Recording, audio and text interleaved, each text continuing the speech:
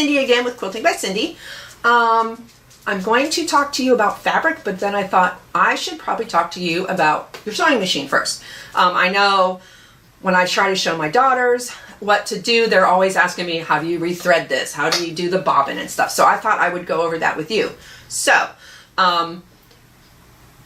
when you get started, you can do, initially I think I had a little box that I stored stuff in. So my children have gotten me these lovely little carriers, so I have a bunch of different colors. So I have all sorts of things. One has my daughter decorated for me. My buttons for other things. I can put on quilts sometimes. I'll just add decorative buttons. But what you need to start is you'll have your bobbin, which will go in there, and your thread, which I forgot to pull out. So let me find my thread. And you'll find that they tend to, you'll have string everywhere like this. So they come undone really easily. There we go. So what I do is I will show you. So I have one that's already done, but what I'll do is I'll show you how you actually wind one up initially. So make sure your thing's plugged in. Make sure you have some good space so that you're not going to trip or somebody else is going to trip over your cord. So like right now I'm just turned sideways, so I've got my cord over to the side. Hopefully my dogs won't pull it out. But for mine, as you can see, when I turn it on, it comes up with these little numbers. So I can say, based on, as I mentioned, I can pick the pattern. So I can, like right now it's on 01. So it's just going to be a single stitch all the way down. So I can just go up and down, pick whatever one I want. I usually do 2 because it's like a double stitch, so it's a little stronger. But your thread goes up top here. Normally this is the same process, and I'm going to stand. So hold on a second. Keep my pigtails out of the way. So mine, if you see on top, mine's fancy. It actually has little diagrams. So to help you remember, in case you forget, but most of them are very similar.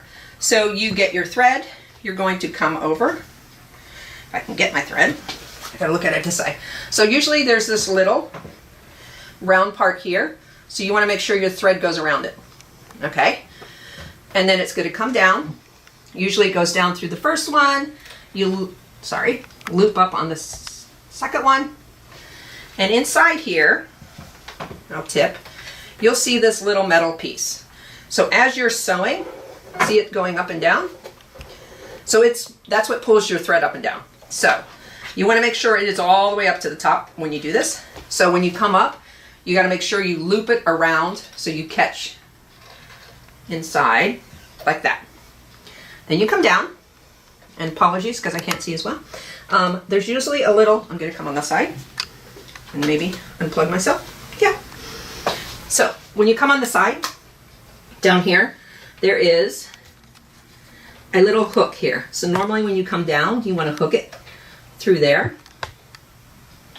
If I can get it. Oh, hold on. I got to come around the front. And look really close. Okay. Because I'm not used to doing this from the back. So when you come down, after you've hooked, you're going to come down here, and usually you're going to hook it through this little metal bar here. So, which is not going to work because I'm on the side. There. So as you can see now, it's hooked behind here. And then your needle should be up high enough that you can thread this. Some of them, mine has a fancy threader. It will thread it for you. I've never gotten the hang of it, so I just do it by hand. I would suggest, especially if you've been sewing before, to get scissors and cut the end. Because depending what you were doing, it makes it nice and flat, and it's much easier to go through. And I'm going to have to look over my glasses, kind of won't. Hold on. I don't know if this will work from the side, but I'm going to try. So there's a little eye, and depending how steady your hand is, voila, missed. I'll do it from the back. Ah. You didn't know it was going to take this long. It is. It's much easier when you're facing it. I promise. If you do have problems, I've found sometimes wetting the end just to make sure that it goes through.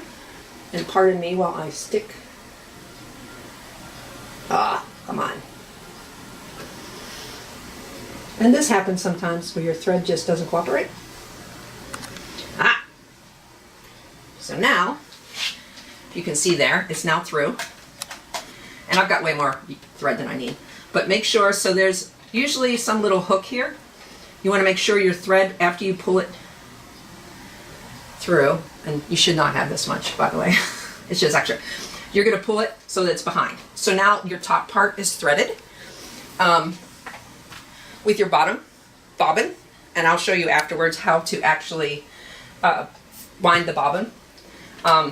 There's usually instructions here as well, so like mine, again, has little drawings to kind of show you the directions. Older ones will not have that, so there's lots of stuff out on YouTube and stuff that'll zoom, and they might actually be for your specific machine. So mine says to put it in, and I'm going to tip it forward again so you can see. If you see here, there's sort of like this weird little loop. So I need to come down, per my instructions, come down, loop it around, and then it comes up and around. So let me do that.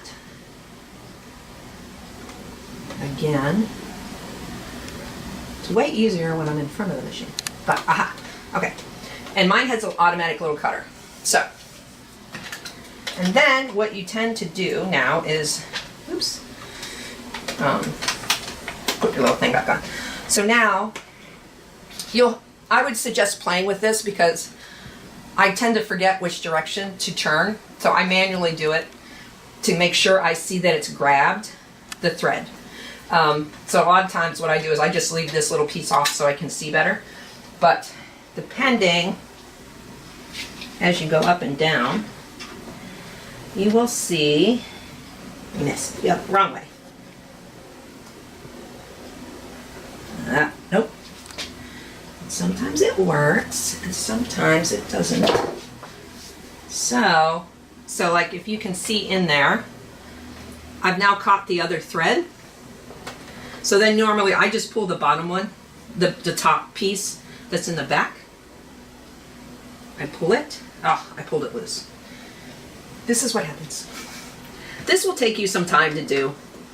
I tend to do it and I forget which direction to turn it. Did I catch it? I think I caught it. Maybe not. All right, pause. Okay, so I don't know if you can see down under there. I'll tip it a little, tip it up. You'll see, you can see the little loop. So you'll see it sort of loop like this through each other. And you can pull it up. And usually what I do is I use my little scissors or something just to catch it so that I can pull it. Oops, wrong side. So that I can make sure it comes up and out. And it missed it again, it came loose. Oh, okay. All right, so this is frustrating me. This is what it's going to do to you too. But if you look really closely, you will see that the very end of the bobbin one is out. So normally what I do is I try to catch it. Depends how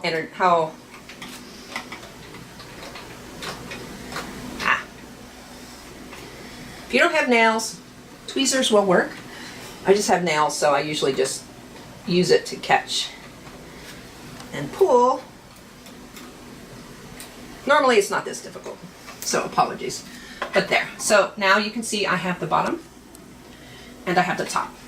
So then we are ready to sew. So you make sure you put your little piece back in, and then you'll be able to start sewing with your little thing. So if we try it, oh, hold on. Major important thing. There's a little thing, you have to have it up to put to be able to thread it properly and stuff, but if you want to sew, it needs to go down. So mine was beeping at me to say, there's an error, dummy, fix it. So now, it'll sew its little heart out. So now let me show you how you would wind a bobbin. So I am actually going to, all right, switch color. Swapping colors. So I am currently I'm working on a t-shirt quilt. That's this giant quilt, pile of t-shirts that you see behind me. So I'm just going to use white for this. So normally, again, mine has the directions on top to do the bobbin, but it's pretty easy. Again, most of them tend to be the same. And I grabbed the wrong white. Hold on. My handy dandy little kit. Where's my other white? So you'll notice, I'll show you by the way. So the reason I'm looking for a different white is this one is very thin. So this is what I use for quilting. These are specifically for quilts. This one is actually thicker. So it's more for like sewing clothes and stuff. So I tend not to use this one because then I have to fiddle with all my settings, which I did not talk about, mainly because it's a trial and error. Once you get one, I never change it. So I'm sorry. But yeah, so hold on while I hunt up my other white. Oh, there it is. Ha. My giant white, because I do a lot of white. Okay, so let me put these away. I suggest, and it's a suggestion, as you go, tidy up after yourself.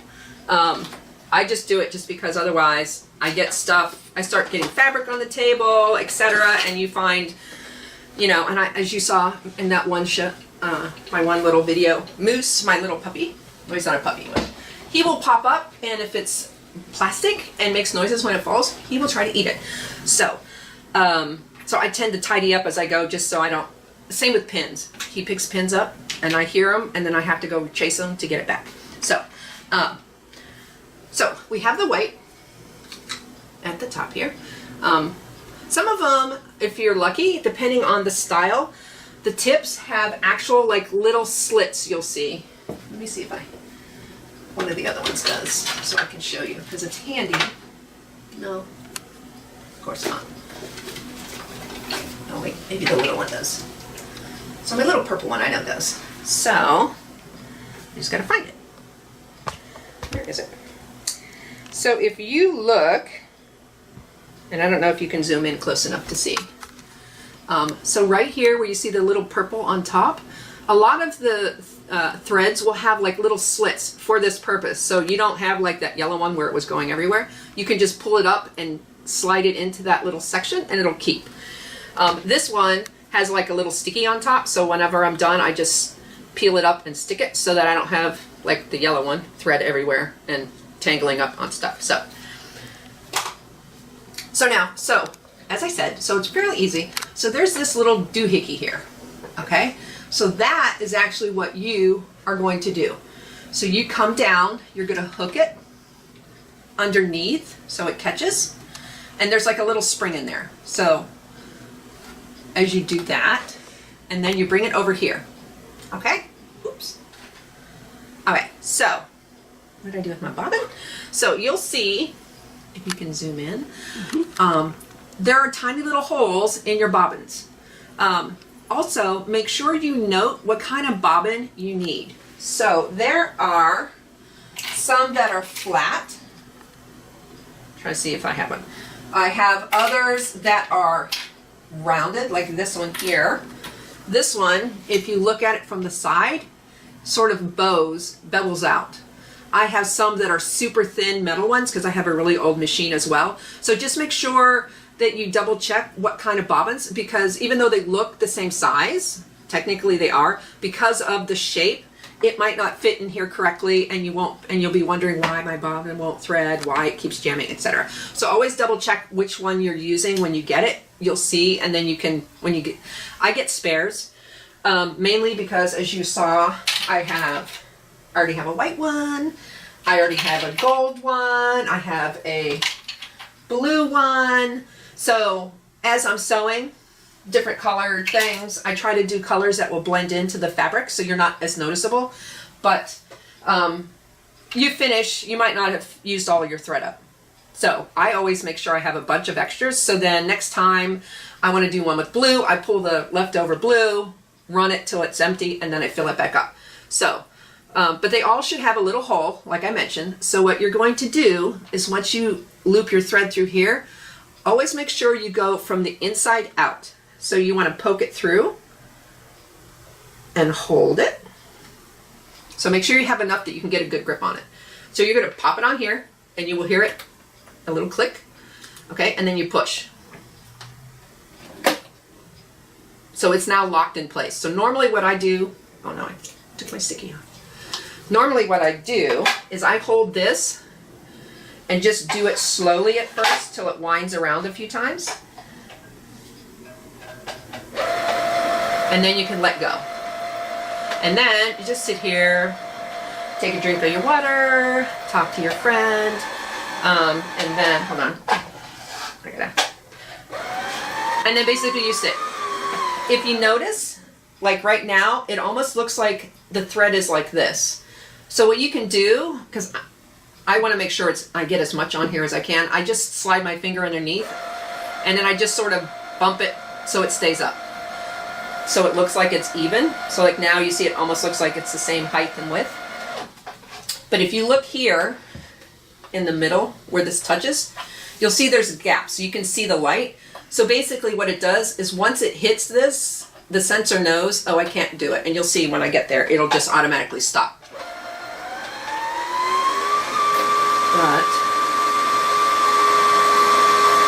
And please make sure when you're doing this, don't jam your fingers down inside any of the openings, etc., because you don't want to hurt yourself. So you can do it over further. I'm just, because I'm at a weird angle, I'm just doing it from the back. But you can just bob it up and down. So now you see I've done it too much, so now it's like a little mushroom on top. So I'll just leave it alone and make sure it stays. If for some reason you have a problem, your thread snaps, it's okay. Just do the same thing. You can rewind it. Again, you probably, depending how much you've got on here, you won't be able to feed it through the little hole, but you get enough on your finger, you can hold it, let it wind, and it'll go through. So let's finish this up. Super speed.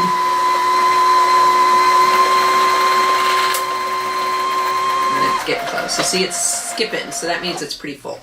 So now you're done. So you just push it away, pull it off, get your scissors, trim it, and you're done. You'll notice, so like this one is really tall. These usually shift up and down, so you can shove it down for shorter thread or up higher. So make sure that if it's a tall one that you pull it up. Don't pull it too much. They do come out. Some of them do. I have a different machine. I pull it and I pop it out and I gotta put it back in. But that's why you can see it wobbling, because this is extra tall, so it tends to wobble. You can actually get different ones of these, I believe. So if you really have like tall thread, you can do that. So there you go. That shows you sort of how to get this machine set up and ready to go. And then we will talk about the quilts next. Thank you.